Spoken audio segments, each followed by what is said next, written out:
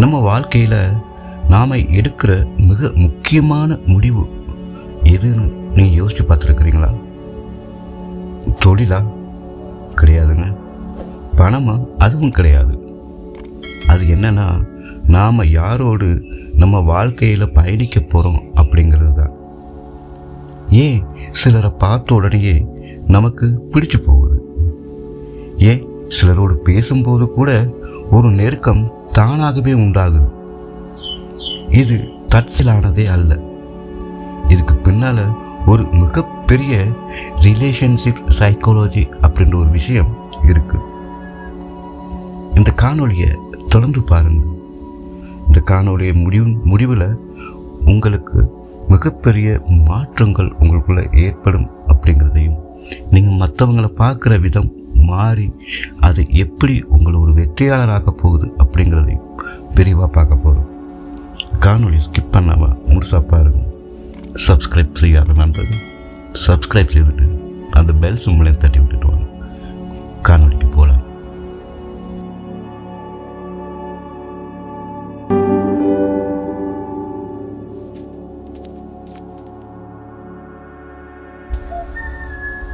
முதலாவது first impression. அதாவது நீங்கள் கேள்விப்பட்டிருப்பீங்க, first impression is the best impression. அப்படி யாரை ஒருத்தரை முதல்ல பார்த்து நம்ம ஒரு முடிவுக்கு வருவோம், அதுதான் அவங்க மனதில் இறுதி வரை இருக்கும் அப்படின்னு நமக்கு தெரியும். அது எப்படி ஏற்படுது? ஒருத்தரை பார்த்த முதல் 7 நொடிகள்லேயே அவங்கள பற்றின புரிதல், அவங்கள பற்றின கருத்து ஒருத்தருக்கு வந்துடுது. அந்த 7 நிமிடத்துக்குள்ளே அவங்க எப்படிப்பட்டவங்கன்னு முடிவு பண்ணிடுவாங்க. இதைத்தான் ஹேலோ எஃபெக்ட் அப்படின்னு சொல்லுவாங்க.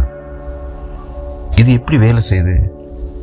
நீங்கள் நல்லா ட்ரெஸ் பண்ணியிருந்தாலோ அல்லது நல்ல தன்னம்பிக்கையோட சிரிச்ச முகத்தோடு பேசினாலோ எதிரில் இருக்கிற நண்பர் உங்களை ஒரு அற்புதமான மனிதராக உணர தொடங்குவார். உங்களுக்குள்ளே இருக்கிற அந்த பாசிட்டிவ் வைப்ரேஷன், அந்த பாசிட்டிவ் எனர்ஜியை அவர் உணரத் தொடங்குவார். அங்கே தான் உங்களது முதல் சந்திப்பும் முதல் அனுபவமும் உங்கள் 2 பேருக்கு இடையில் ஏற்படுது. எனவே முதல் சந்திப்பு ரொம்ப ரொம்ப முக்கியம்.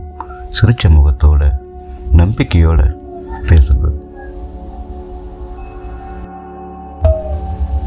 நம்ம அடுத்த பார்க்க போகிற செக்மெண்ட் கன்வர்சேஷனல் சீக்ரெட்ஸ்.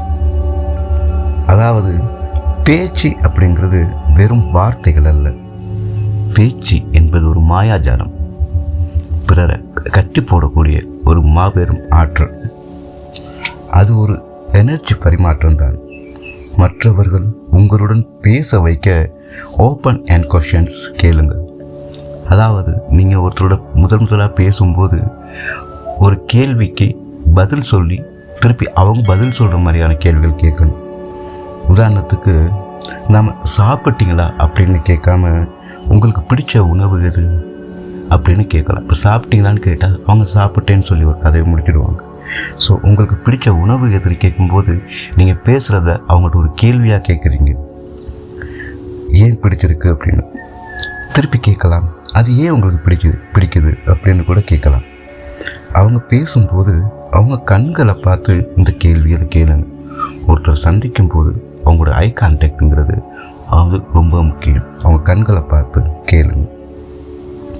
இது ஆக்டிவ் லிசனிங் அப்படின்னு சொல்லுவாங்க.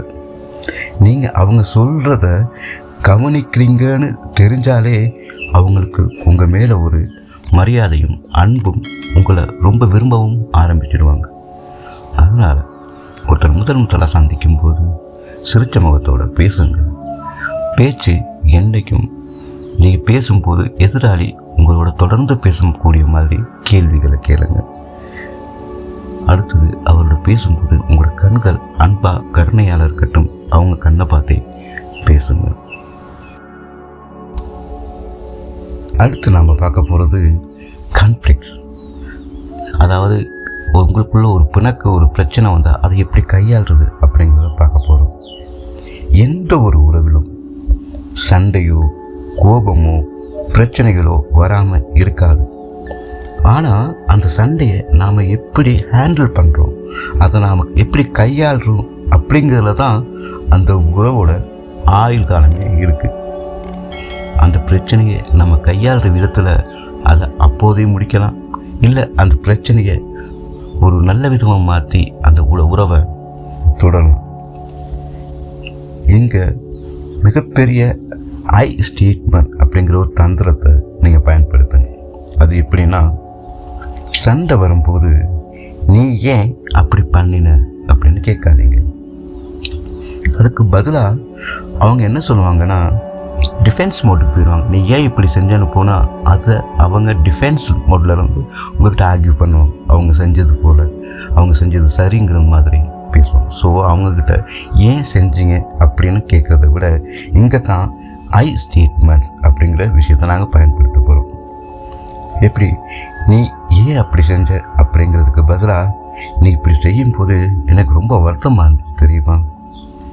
இங்கே நீங்கிற வார்த்தையை பயன்படுத்தும் போது இருக்கிற அழுத்தத்தை விட எனக்குங்கிற வார்த்தை அவங்களோட கோபத்தை குறைக்கும்.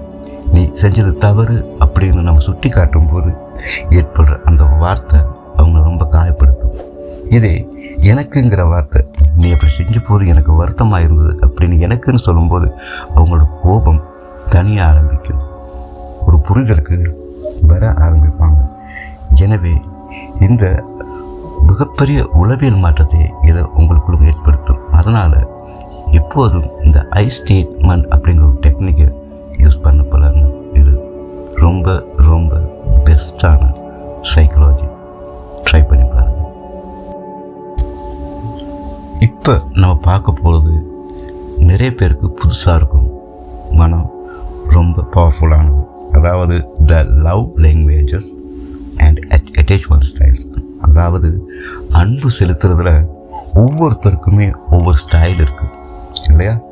அன்பு செலுத்துறதுல ஒவ்வொருத்தருக்கும் ஒரு மொழி இருக்குது. சிலருக்கு பாராட்டு பிடிக்கும், சிலருக்கு பரிசு பிடிக்கும்.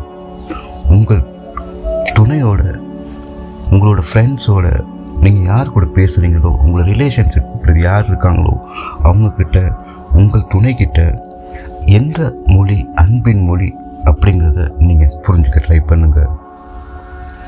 அதே போல் அட்டாச்மெண்ட் ஸ்டைல். சிலருக்கு உறவுனாலே ரொம்ப பயம் இருக்கும். சிலர் நெருக்கத்தை கண்டு விலகுவாங்க. நீங்கள் ஒருத்தர் மேலே அதிகமான அன்பை செலுத்தும் போது அவங்களால அந்த அன்பை தாங்கிக்க முடியாமல் பிரியறதுக்கும் அதை கண்டு பயப்படுறதுக்கும் வாய்ப்பு இருக்குது. இதை புரிஞ்சுக்கிட்டா உங்கள் பார்ட்னர் ஏன் இப்படி நடந்துக்கிறாங்கன்னு உங்களால் ஈஸியாக புரிஞ்சிக்க முடியும். அவங்க மேலே கோபம் வராது, அன்பு தான் வரும்.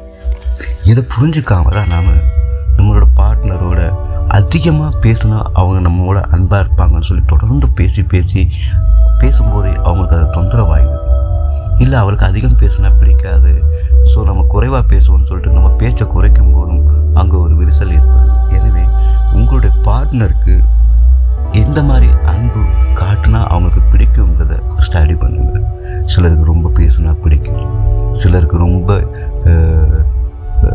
எப்படி க்ளோரிஃபை பண்ணி பேசினா சிலருக்கு ரொம்ப பிடிக்கும். இந்த மாதிரி அவங்களுக்கு பரிசு கொடுத்தா பிடிக்கும். ஸோ அவங்களுக்கு சின்ன சின்ன விஷயங்கள் என்னங்கிறத புரிஞ்சுக்கோங்க. ஒவ்வொருத்தருக்குமே தனிப்பட்ட லவ் லாங்குவேஜஸ் இருக்குது. உங்களுடைய பார்ட்னருக்கு உங்கள் அன்பை நீங்கள் பரிமாற்றுவதற்கான முக்கியமான இந்த லாங்குவேஜ் எல்லோருக்குமே தெரிஞ்சிருக்கும்.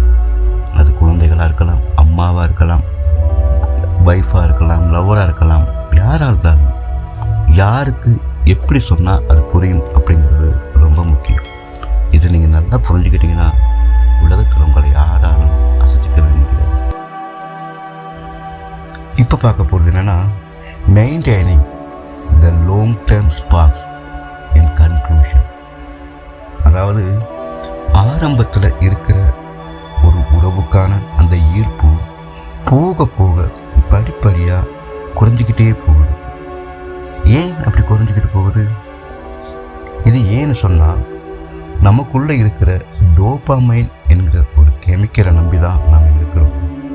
ஸோ நீண்ட கால உறவில் இருக்கும்போது அவங்க மேலே இருக்கிற அந்த டோபாமைன் சுரக்கிறது நமக்கு குறைஞ்சிடும். உதாரணத்துக்கு உங்களோட கேர்ள் ஃப்ரெண்டோ, உங்களோட பாய் ஃப்ரெண்டையோ, உங்களோட காதலனையோ காதலியோ முதல் முறை சந்திக்கும் போது சுரக்கும் அந்த டோபமைன் எப்படி இருக்கும் அப்படின்னு உங்களுக்கு புரிஞ்சிருக்கும். போக போக அது டோபமைன் சுரக்கிற வேகம் குறைஞ்சு குறைஞ்சு குறைஞ்சு உங்களுக்கு இப்போ தெரியும், நாம் முதல் நாள் பார்த்தப்ப இருந்த அந்த நெருக்கமும் இருக்கும் இப்போ ஏன் இல்லை அப்படின்னு. இதுக்கு நாம் காரணம் அந்த டோபமைன் சுரக்கிற சுரப்பியை நம்பி மட்டுமே நாம் இருக்கிறதால தான். ஆனால் நீண்ட கால உறவுக்கு டோபமைன் உறவாது. அங்கே ஆக்சிடோசின் அப்படிங்கிற ஒரு கெமிக்கல் தான் தேவைப்படும். அது என்ன செய்யணும்னா, தினமும் ஒரு 10 நிமிஷம் நீங்கள் ஃபோன் பார்க்காதீங்க, ஒருத்தர் முகத்தை ஒருத்தர் பார்த்து பேசுங்க. வாரம் ஒரு முறையாவது அல்லது 2 வாரத்துக்கு ஒரு முறையாவது ஒரு புது இடத்துக்கு போயிட்டு வாங்க. உங்களுக்கு புது இடத்துக்கு போகிறதுக்கான நேரம் இல்லையா, சரி பின்னேரம் நீங்கள் 2 பேரும் கால்நடையாக நடந்து ஒரு 1 கிலோமீட்டர் 2 கிலோமீட்டர் நடந்துட்டு வாங்க. பக்கத்தில் இருக்கிற ஒரு தேநீர் கடையில் போயிட்டு ஒரு தேநீர் குடிச்சிட்டு வரலாம். பக்கத்தில் இருக்க மைதானத்தை சுற்றி நடந்துட்டு வரலாம். இது போல் சின்ன சின்ன விஷயங்களை செய்யுங்க. உங்களுடைய அன்பை எப்போதும் ரினியூ பண்ணிக்கிட்டே இருங்க, புதுப்பிச்சுக்கிட்டே இருங்க. அப்போ தான் உங்களுக்குள்ள அந்த உறவுங்கிறது ஆரம்பத்தில் இருக்கிறது போலவே எப்போவும் லாங் டேர்மாக இருக்கும். ஓகே ஃப்ரெண்ட்ஸ், எங்களோட காணொளி உங்களுக்கு ரொம்ப பிடிச்சிருக்குன்னு நம்புகிறோம், அல்லது பிரயோஜனமாக இருந்திருக்குன்னு நம்புகிறோம். இனி அடுத்த காணொளியில் நம்ம சந்திக்கலாம்.